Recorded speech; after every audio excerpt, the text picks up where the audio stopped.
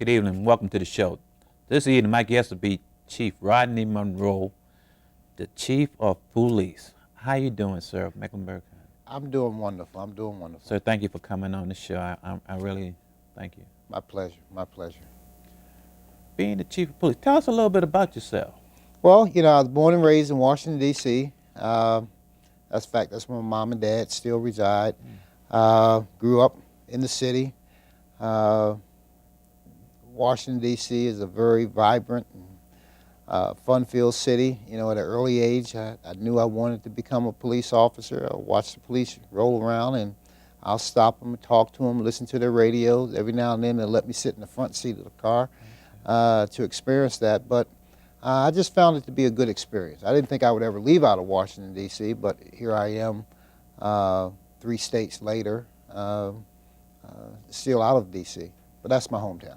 You're doing an outstanding job as the chief. In Charlotte, recently you just lost a member of your staff. Officer Thornton. Let's talk about losing one of your men. Well, I've been in this business for 33 years, Yes. and unfortunately, I've seen or I've attended far too many officers' funerals. Every time that happens, I think a part of you is lost as well. To see the men and women of the organization, the family, everyone is hurting. Even the community hurts and mourns when you lose someone, because you lose somebody that's actually a part of your community, and that's a part of your community in a way in which they're there to protect and serve and watch out for the community, but it shows the vulnerability that we have in all of us and what we do. So it's a very, very trying time, and it's a period that you never really stop mourning. You're always looking to remember those that you lose in the line of duty, and it's just something that I wish that didn't have to occur, but it does. I know one of your officers, Officer Peterson, he made something during the service about get back up. He said, Officer Thornton used to say that a lot. What does that mean to you? Well, when you're faced with, difficult challenges that may knock you back, and, and as a family, as a city, we're all hurting, we're all mourning, but, Fred would want all of us to get back up, get back into the game, not,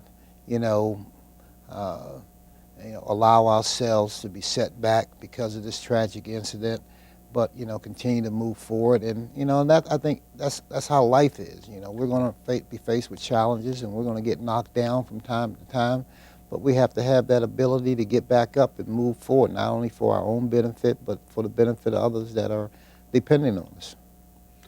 I know you've done a lot since you've come as far as being the chief of police. You've brought on more officers into the community. Why is that so important? Everything we do originates in somebody's community. Every problem, every call, every incident is happening in somebody's community. It's not happening in headquarters. It's not happening at a district facility. It's in somebody's neighborhood. So that's where we should be. People shouldn't have to, wonder and look around and wait for us to be there. We should be there before that problem occurs. We should be there to develop that relationship with the community. So when a problem does arise, there's already a relationship already built in that community that allows you to better able to address that problem versus everybody coming together, not knowing one another. So as many officers I can push out to the neighborhood level, I think we're going to be far more successful than having people to have to respond from somewhere else every time there is a problem. But what do we have to do as a community to help the police department? Be a part of the community. I tell citizens that the safest communities are those communities in which citizens play an active role. When you come home, pay attention to what's going on up and down your street. Know who your neighbors are, know what looks out of place, know who looks out of place. And don't be afraid to call upon each other. Don't be afraid to call upon us when you see something that doesn't look right or something that doesn't feel right. Let us come check it out, be visible within your community, that sends a message to that element that may be out there trying to do harm to your community, that we as a community are paying attention to what's going on, and we're not going to tolerate that type of behavior in our community. If you look at the safest communities in America, it's not about, the haves and the have-nots, or it's about the people of that community willing to come together to make a difference in their community. There's a lot of passion that you have for the Charlotte community. Where do you get that passion from? I've been in law enforcement 33 years. Every day that I get up, I look forward to putting on this uniform. And this uniform is not just representative of me, but is representative of the men and women of this organization, is representative of the communities that we serve. That's where I draw the passion from, because there's somebody out there that's looking toward us for help, for guidance, for safety, and that's an awesome opportunity for someone to have, any police officer. So with that, I draw that passion and I draw that strength from the communities that I serve. I know your family, how important do they play in your life? I have a very close-knit family. My wife, my daughter, my son, and now my grandson, my son-in-law. We're all here in Charlotte. We've come from different parts of the country to be here together as a family, knowing that my family is here, knowing that my family supports what I do, and I support them. It makes this job a lot easier. There's no way that I could go out and do what I do without understanding what family means, and my understanding of family helps me to relate to families and to communities as far as what their needs are and how I should go about conducting myself and trying to address those needs. How important is to have a supportive wife in your position? Well, I make no bones about it. My wife is in charge of our household. She keeps me very grounded. She's a very protective person. She doesn't allow me to go too far to the left or go too far to the right. She makes sure that I stay centered in what I do, and that's a tremendous asset to have, and especially when you're in the public venue, to make sure that there's somebody that's going to always remind you of what you should truly stand for. I know we had Detective McFadden. He came on the show and he talked highly about yourself, and that you really, the things that you do as far as for the program that you have. How important is it to let that your officers, your fellow officers, have that much passion for you? Well, again, first and foremost, I'm a police officer. I'm a cop. I know where I came from. I know what it means to be out there on the streets. I know that it's the men and women of this organization that makes my success or failure, and I recognize that. So I'm always willing to listen to them. I'm always willing to engage them. I'm always willing to look to see what I can do to make their jobs easier and more efficient in order to deliver the services that we're asked to deliver. So I always try to make sure I keep that connection. My office is not off limits. I believe in sitting out in the lobby. I believe in standing out in the lobby and seeing my officers to make sure that I stay connected and know what their needs and concerns are. I know you've done a lot for the community. What would you consider to be one of the biggest things that you've done? Making that connection, letting communities know that, they have a role, they have a voice. We're going to listen to that voice. We're going to try to understand what their needs are, what their concerns are, and what we're going to try to deliver on those things. So just drawing that connection, and people have to realize the power in that relationship. It sends a message to every element out there that could look to do harm to us, that, we may only be a police department of 1,750 officers, but when you pull together the thousands and thousands of citizens that are out there and make up this community, that's a force to be reckoned with. Okay, you got the Democratic Convention coming up, 2012. How do you prepare for something of that nature? start early. Um, a lot of planning. Correct. Even today, we have representatives in from Denver that are sitting down with us for the next 3 days just talking about their experiences and their planning process and some of the good things as well as some of the bad things that occurred out there so that we can just prepare ourselves. But I don't think you can ever start too soon. People say 18 months is a long way away, but when you start looking at all the finite and details that go into building this plan, come September 3rd, we're going to wish that we had 2 years or 2.5 years to plan for it. So it's exciting, though. Have you contacted the city that had it previously, and what type of advice do they normally give? Well, that's Denver. Denver had the DNC in 2008, and St. Paul had the RNC in 2008. They're both coming here to Charlotte to sit down with us. We've been to their cities to look at their layout and talk to people. So there's a free flowing of information. We've even gone back to the 2004 convention in Boston and met with the representatives from Boston to hear what their experiences were. So everybody's willing to help, so we don't have to necessarily rewrite an entire plan. Correct. There's a roadmap already out there for us that, if we follow and learn from their successes, we're going to be okay. Okay, I know you deal a lot with the youth in our community. Why is it so important that we have that type of attention to the youth in our community? Well, when you look at crime and you look at its cycle and you look at some of the systemic issues involved that allow crime to continue to occur throughout history, we have to look for ways to try to break that cycle. And part of breaking that cycle means engaging people earlier and addressing educational issues, addressing youth problems, addressing poverty issues. Anytime you can look at the enablers of crime, and our young people are a part of that.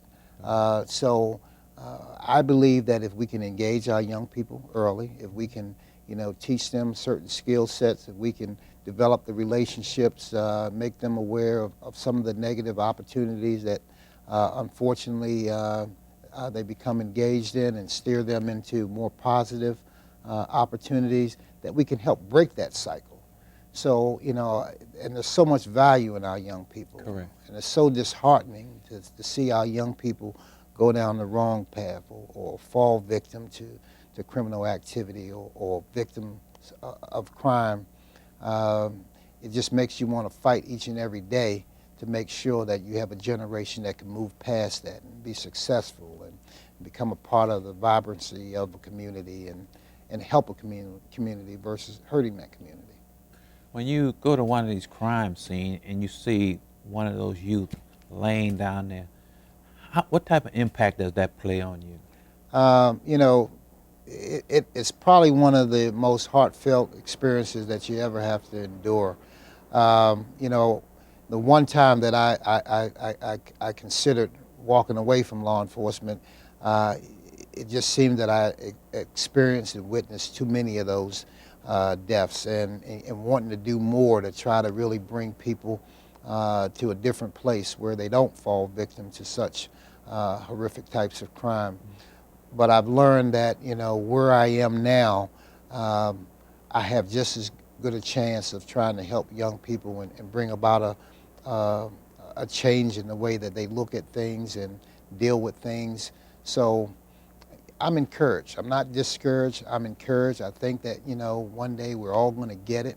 Young people are going to get it, and they're going to steer away from a lot of that negative activity that causes them to fall victim to crimes such as homicide.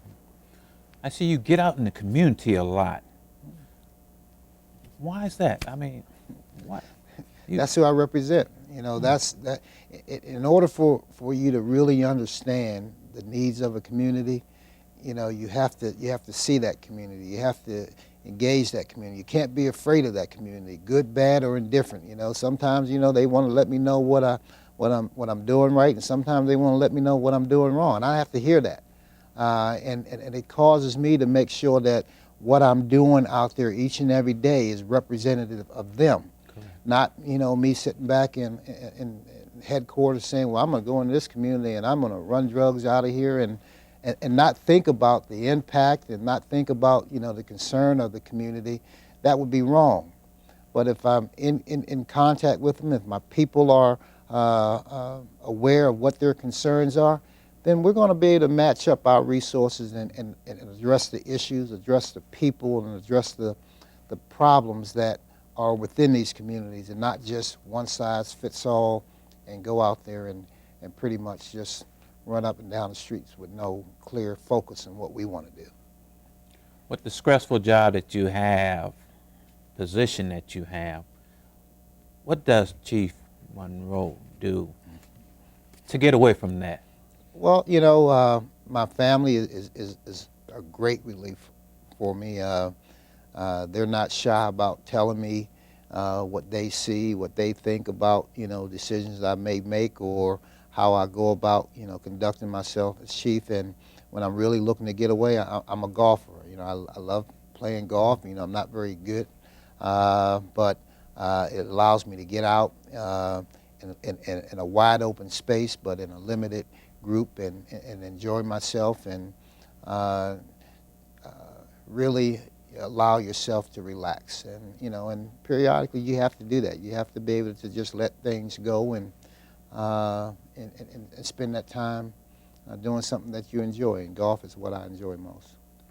Do you get a lot of time to do that? Because I know you're like on the go. Do you get a lot of time to do that? Well, I try to find 1 day a week, and normally, Saturday, to go out.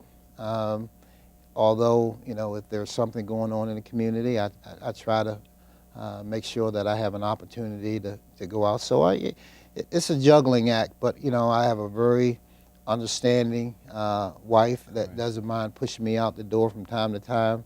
So I get my feel. One of the biggest thing that we're having in the community is the issue of the budget.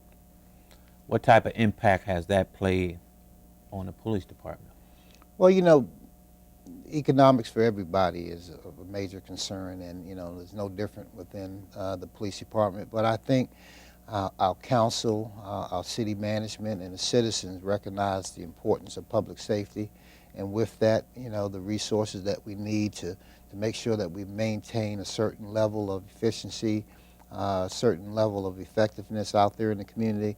So I think that we're getting the support that we need. I would always, like to have more officers on the street, but I understand that the situation that we're in, and we're going to make do with what we have, and we're going to make a difference with what we have. I know there's brought up a new law about the DNA, testing of the DNA. What type of impact will that play on your position as far as, solving more crimes? Well, I think it creates more opportunities. When you start talking about the advances of DNA and how it's evolved itself in being one of the chief crime-fighting tools that we have out there, and now we have a government that says that, we need to explore it more. I think done the correct way, and I think the way that we have it set up now is a way in which it's not overly intrusive for individuals, Right. but it gives us an opportunity to identify predators within our community. And when I say predators, those individuals that are involved in sexual abuse cases, Right. those individuals that are continuing to prey on our young people, to be able to capture them and not allow them to continue to prey upon the weak in our community. So for reasons such as those, I think the technology is good, and it's good for us to have greater opportunities to use it out here. And it's not hurting what we do. It's Right. not creating any additional burdens for us. Why did it take so long for them to pass a law if DNA is so vital, why is it taking them so long to pass a law like this? Well, anytime I think, you start rubbing up against civil liberties and what people are concerned about when it comes to whether or not it's going to be used the right way, or is it going to be based on people going out there violating other people's rights and so forth. I think we need to take the time and make sure that we satisfy the concerns of everyone, and make sure that we respect the concerns of everyone, although we all recognize it's something of great value, but still we don't want to do it in a manner in which we go out and just trample upon people's constitutional rights. So it's a good thing that we do vet these things out in a manner in which we feel most comfortable. And it can be helpful also in helping someone get out of, Oh, no question. and that's one of the biggest thing, it can be helpful for that individual. It definitely can, and it's been shown time and time again where, people, again, DNA is something that's come into our system that's new, and when someone may have been charged and arrested 10, 15 years ago, Correct. and now there's opportunities to reevaluate that evidence, and that's what we're doing. We're going back and looking at old cases whereby the technology was not there, but it's there now, and we still have that evidence, putting that evidence back through another look-see, and we're finding where individuals have been deemed to be innocent in crimes that they may have been charged with in the past. So it's a good thing for everybody. Okay, as far as the police department, which areas do you feel like you want to work on the most? It's got to be within the community. I think the more opportunities we have to engage the community, the more opportunities that we can tailor our resources to be a little more direct as it relates to what we focus on, because we all have limited resources, and and I don't believe in a system where we just flood the streets with police officers and randomly out here doing things. That we have to be precise in what we do. When I put officers on the street between 3 p.m. and 11 p.m. at night, we need to know that we need to be in these areas. We need to know that we need to be doing these things to address certain problems. So the more technology that we're able to bring into the organization that gives us a better understanding of where and what we need to be doing from 1 hour block to the next, I think it allows us to deliver a much better and much more efficient service to the community. So we're going to always try to get there. Keep engaging the community to know what those problems are, but create opportunities that allow us to be laser focused in what and how we do it. How do you deal with when you have like a lot of controversial issues and you have to go to one side over the other? How do you deal with something like that? Well, I think you be honest. You be honest about the issue. You listen to people. I'm not going to run and hide from any issue, Correct. good or bad. And even when we had an officer out here violating women and so forth, we weren't going to hide that issue. We weren't going to try to cover that issue out. We were going to bring that issue out to the forefront. We were going to lead the charge in identifying victims, identifying exactly what this officer's conduct was, and with that, I think it just allowed us to deal with it, as painful and hurtful as it may have been, but it allowed us to move past it and to keep moving on. To not talk about it or not be open and honest about it, I think would have haunted us for years to come, and it Correct. still may. But I feel good that we were open and honest about it, and that's how we're going to look at any situation dealing with our members or anybody else, and I think that's what the public expects. So I think you just have to be open and honest about it. And I applaud you because, just like you said, a lot of those issues, especially there may be just a couple that happened within the police department, and you came out and you stated, we're going to do what's right, the right thing. Oh, yeah. And that was, that was great to hear that, because I guess we would think that they would probably be thinking the other direction, but you were like, let's. Yeah. We're not going to close ranks. We're not going to put up that thin blue line. We're a part of the community. We're not separate from the community.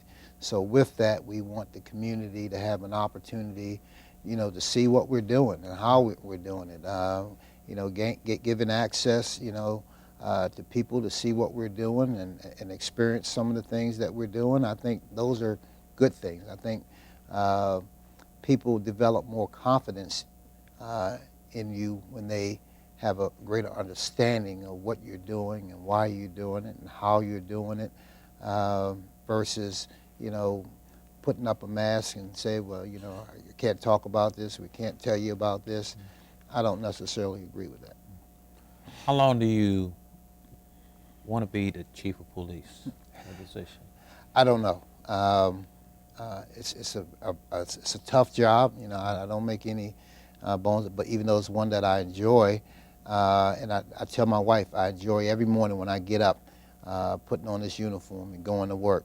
And when that day comes where I don't enjoy doing that, that's the day and the time I'll decide to go and do something else. But until that time, I'm going to get up every morning, make sure that I have a fresh shirt, and go out there and do the things that I enjoy doing. Chief Monroe, I'd like to say thank you for the outstanding job that you've done in the community. You've done a great job. And if you had to say something to our community, because they see you out there every day, what would you say to them? Thank you. Thank you for the opportunity.